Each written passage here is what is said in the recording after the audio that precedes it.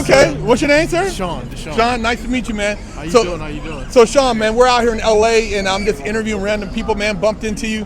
What do you think, as far as everything going on right now with the Trump indictments, the Hunter Biden indictments? What do you see our country going for 2024? I think it's taking a huge turn. You have so many different political ideologies that's been changing. I want to say that it's just been really polarizing. I think that hopefully, I'm still optimistic that the country can improve, but I still think that there's still, I don't know, it's just hard because I really do believe that Donald Trump may get reelected. It's just a percentage and constituents that really want him back in office.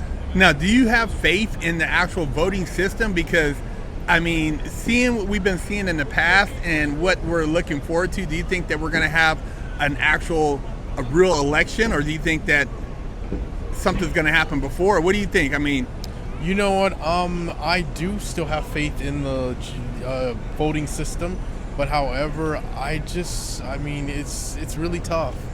Now, going back prior to what we have now in administration, would you say the economy is better or worse? I think it's worse. So when Donald Trump was in office, I mean, jobs are high. I know I was making more money. I was as well. I know, people were. They weren't. Definitely was. Yeah. So I definitely was. That's true. Now taking that into consideration, and the people we have running for office now, why do you think they're so scared of this man getting in office? Because is there some things that might come out, or are they scared? I mean, why won't they just let the man run and have a fair shake? I think that he's so politically non-traditional candidate, so that makes people more scared that he's not in bed with the old system per se. Now, do you feel that's better or worse? Because now we have somebody from the outside. We've been getting played by these people who have been in their lifetime politicians. Absolutely. And when you have somebody from the outside and they don't play by the rules, don't you think we're at a tipping point in our culture where we need some type of major change?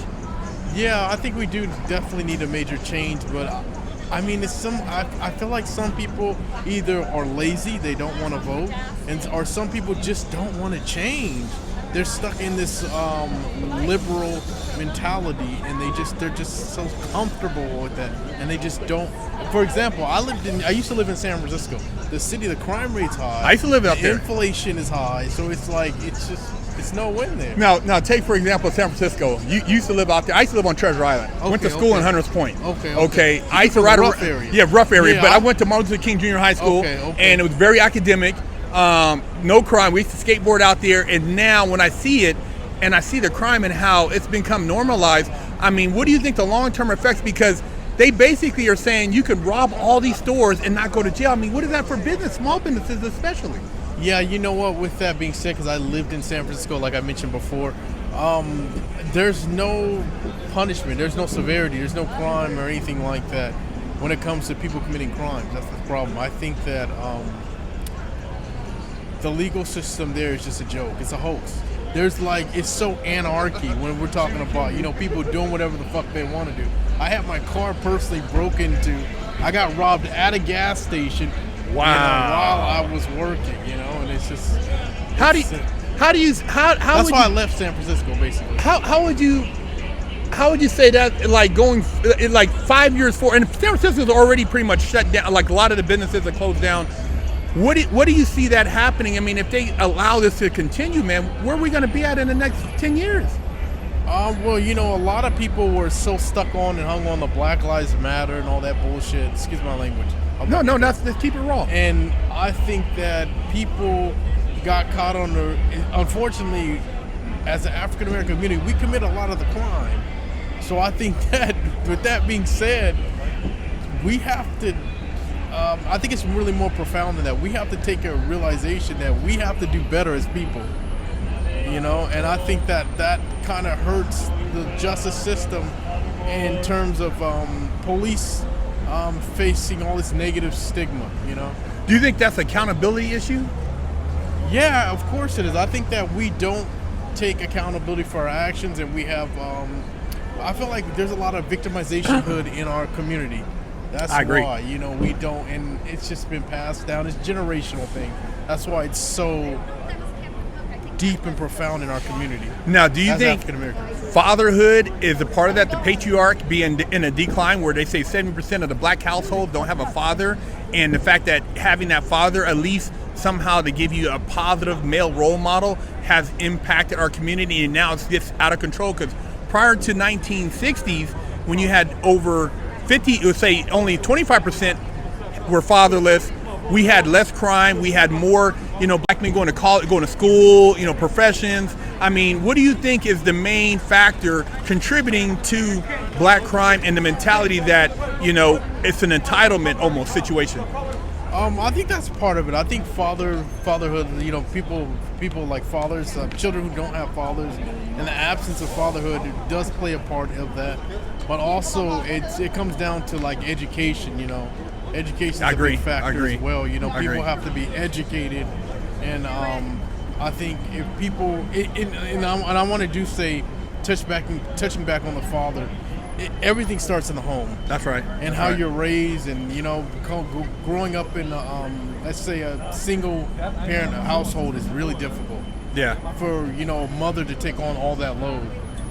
So I think that's. And you made a great point when you said education, and they were saying that like majority of the kids in Baltimore came in past the basic math exam to graduate. How important would you say education is in a person actually navigating in this world? And that's a great question. I want to touch up on that. I feel like in the African American community, and just let's just say minority community, I feel like we don't put enough emphasis on education in terms of mathematics, readings, and all that. And just our basic academic, prerequisites, we'll say. Going back to that once again, like I grew up on the military base, but I went to school in Hunters Point, which is a pretty rough area, but they stress academia. And when I tell people, it's like, if you got a C, it was embarrassing. Everybody was pretty much on the honor roll list. So, applying yourself is a part of it. And I think a lot of people, they don't want to apply themselves. And when you talk to like our elders, like, I don't know if you had like a grandfather or grandmother in your life, but a lot of these kids, but when you hear the stories about how our grandparents went through, and then you see these kids now, they don't have any idea of the struggles that got them where they're at now. Yeah, absolutely. And I think that plays a factor as far as having that reflection, Yeah, absolutely. And you're right. That is just like I said. Touching on just having a positive influence in your life. Having grandparents, and maybe father or mother. And I think that what you said is actually spot on.